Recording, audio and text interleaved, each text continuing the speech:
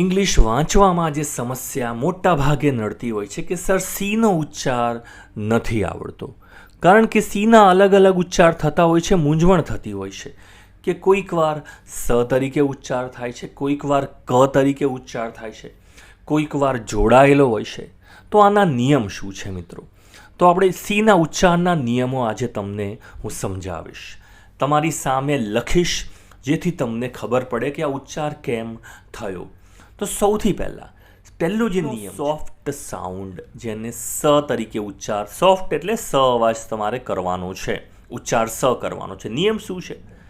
C પછી જો ઈ, આઈ અથવા વાય આવતું હોય, સી પછી જો ઈ, આઈ અથવા વાય આવતું હોય તો તમારે ઉચ્ચાર સ તરીકે કરવાનો છે.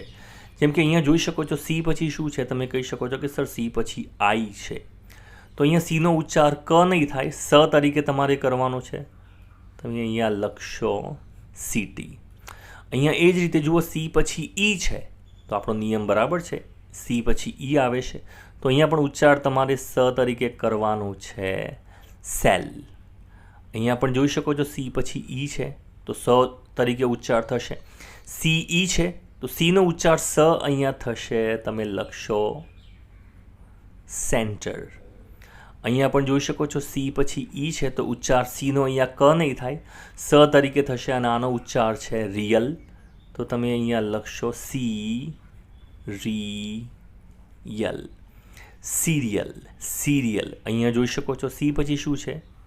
આઈ છે. ખાસ સી પછી આઈ છે તો નિયમ બરાબર છે, સી પછી ઈ, આઈ અથવા વાય આવતો હોય તો ઉચ્ચાર આપણે અહીંયા સ તરીકે કરીએ છીએ. તો અહીંયા તમે કરશો સ તરીકે ઉચ્ચાર રહેશે સ ર. અને અહીંયા ખાસ જુઓ, સી પછી યુ આવે છે તો આપણો નિયમ અહીંયા નથી લાગુ પડતો, ઈ, આઈ, વાય. તો અહીંયા ઉચ્ચાર ક તરીકે થશે. આને આપણે કહીશું સર્કસ. બરાબર છે, સર્કસ. ઠીક છે, ચલો એ જ રીતે સી આઈ છે, અહીંયા જોઈ શકો છો, સી આઈ આર. જ્યારે તમે જુઓ ને સી આઈ આર, ત્યારે તમારે ઉચ્ચાર સર તરીકે જ કરવાનો છે. તમે જુઓ સર કહેશો. અને જુઓ, જ્યારે પણ પાછળ એલ ઈ આવતું હોય એનો ઉચ્ચાર લ તરીકે થતો હોય છે. બરાબર છે. અને અહીંયા સી પછી જુઓ જોડાયેલો છે, સી પછી.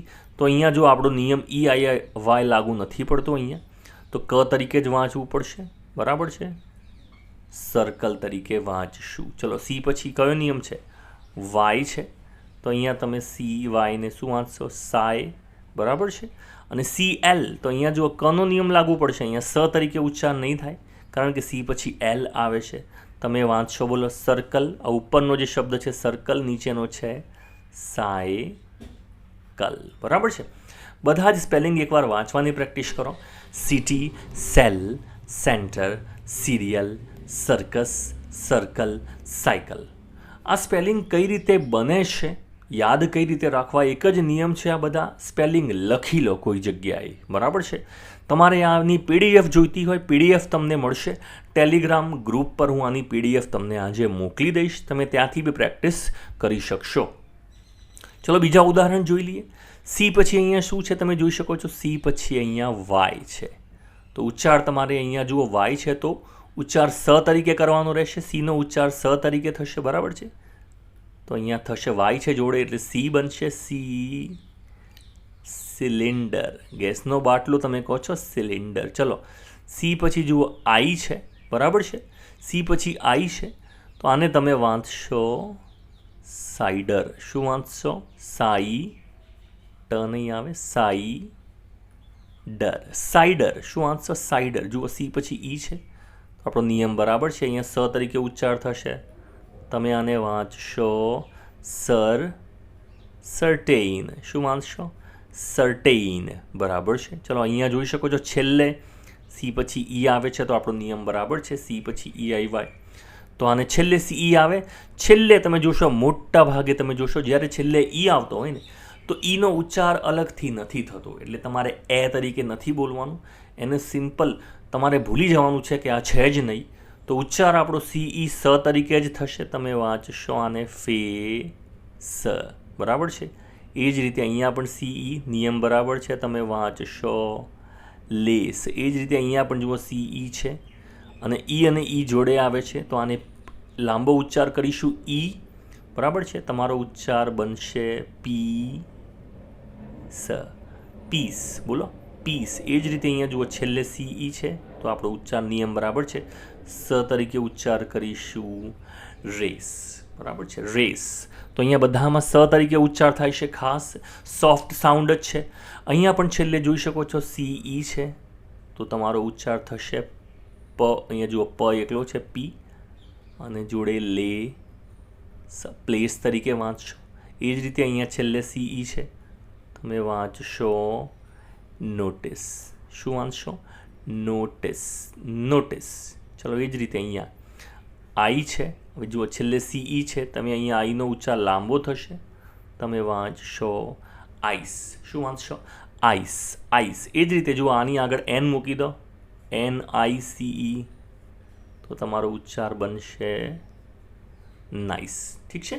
તો અહીંયા બધામાં સ તરીકે ઉચ્ચાર થાય છે. તો પછી ક તરીકે ઉચ્ચાર ક્યારે થતો હોય છે? તો આ ખાસ યાદ રાખજો, AOU, AO અને U.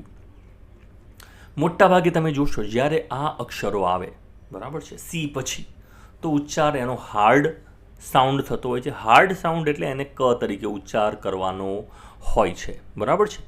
તો અહીંયા જુઓ CA, સી પછી શું આવે છે? એ આવે છે. તો અહીંયા ઉચ્ચાર ક તરીકે થશે, તમે વાંચશો કેટ. અહીંયા પણ સી અને એ છે, તમે વાંચશો આને કેપ. જો સી પછી ઓ છે, તમે આને વાંચશો કોટ. જો સી પછી અહીંયા શું છે? યુ છે, તો નિયમ બરાબર છે, ક તરીકે ઉચ્ચાર થશે કપ. સી પછી એ છે, તમે વાંચશો કેમ્પ. સી પછી ઓ છે તો નિયમ બરાબર છે, તમે વાંચશો આને કોડ. બરાબર છે, કોડ. અને જુઓ સી પછી ઓ છે, તમે વાંચશો આને કોલ્ડ. બધામાં હાર્ડ સાઉન્ડ આવે છે, ક તરીકે ઉચ્ચાર થાય છે. ચલો એના પછી ફરીથી હવે જુઓ ઘણીવાર તમે જોઈ શકો છો સી પછી એલ જોડાયેલો પણ હોય છે. સી પછી એલ જોડાયેલો પણ હોય છે. બરાબર છે. તો અહીંયા પણ તમારે ક તરીકે જ ઉચ્ચાર કરવાનો છે ખાસ. બરાબર છે. ભલે આપણો નિયમ અહીંયા લાગુ નથી પડતો AOU, અને આપણે અલગથી લઈએ છીએ થોડી વાર પછી પાછળ. હમણાં યાદ રાખવું હોય તો રાખી લો.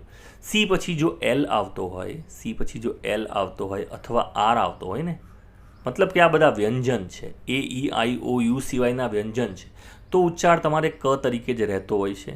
તો આનો ઉચ્ચાર થશે તમારે ક્લાઇમ.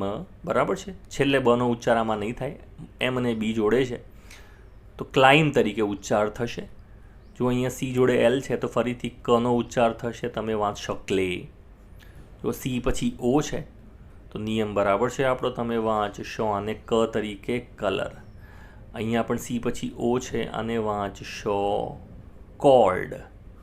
જો સી પછી યુ છે તો ક તરીકે જ ઉચ્ચાર થશે, તમે વાંચશો કટ. જો સી ઓ છે, આને તમે વાંચશો ક તરીકે જ વાંચશો કમ. બરાબર છે. સી યુ, ફરીથી CUR, કર છે જ, CUR, તમે આને વાંચશો કર ટેઇન. કર્ટેઇન, કર્ટેઇન. આ બધાના અર્થ હું તમને છેલ્લે એકવાર એવું હોય તો ગુજરાતીમાં અર્થ શું થાય એવું તમને છેલ્લે જણાવી દઈશ, પણ હમણાં ઉચ્ચાર સમજી લો ખાસ. બરાબર છે. જુઓ ફરીથી સી સાથે શું છે? અહીંયા ઓ છે, તો નિયમ આપણો બરાબર છે, તમે વાંચશો આને કુક. બરાબર છે. સી જોડે એ છે તો નિયમ બરાબર છે આપણો, અહીંયા ક તરીકે ઉચ્ચાર થશે કેવ. જુઓ સી સાથે એલ જોડાયેલો છે તો અહીંયા પણ ઉચ્ચાર ક તરીકે જ થશે, આપણે વાંચીશું આને ક્લાઉન. બરાબર છે. સી સાથે એ છે તો નિયમ બરાબર છે, આપણે વાંચીશું કેમ્પસ, કેમ્પસ. જો સી સાથે એ છે, તમે આને વાંચશો કાર્ડ. સી સાથે યુ છે, ઉચ્ચાર ક તરીકે જ થશે, તમે વાંચશો આને કરંટ. શું વાંચશો? કરંટ. તો મિત્રો આ જે સીનો અવાજ છે, હવે જુઓ કોન્ઝોનન્ટ મિક્સ. કોન્ઝોનન્ટ મિક્સ એટલે સી પછી સ્વર નહીં આવે, પણ જ્યારે આ જે અક્ષરો છે જેમ કે એલ છે, આર છે, આ બધા વ્યંજન છે, તો આ સી સાથે જોડાઈ શકે છે. એ કિસ્સામાં પણ સીનો અવાજ હાર્ડ સાઉન્ડ એટલે કે ક જ રહેતો હોય છે. જેમ કે અહીંયા સી સાથે એલ છે, ભલે એલ હોય, નિયમ તો આપણો AOU વાળો જ રહેશે, આને આપણે વાંચીશું ક્લે. આને વાંચીશું તમે શું વાંચશો? આને તમે વાંચશો ક્લાઇમ. જુઓ સી સાથે આર છે, બરાબર છે. કોન્ઝોનન્ટ મિક્સનો નિયમ લાગશે અહીંયા. તમે વાંચશો આને ક્રાય. જો અહીંયા પણ કોન્ઝોનન્ટ મિક્સ છે, સી સાથે આર છે.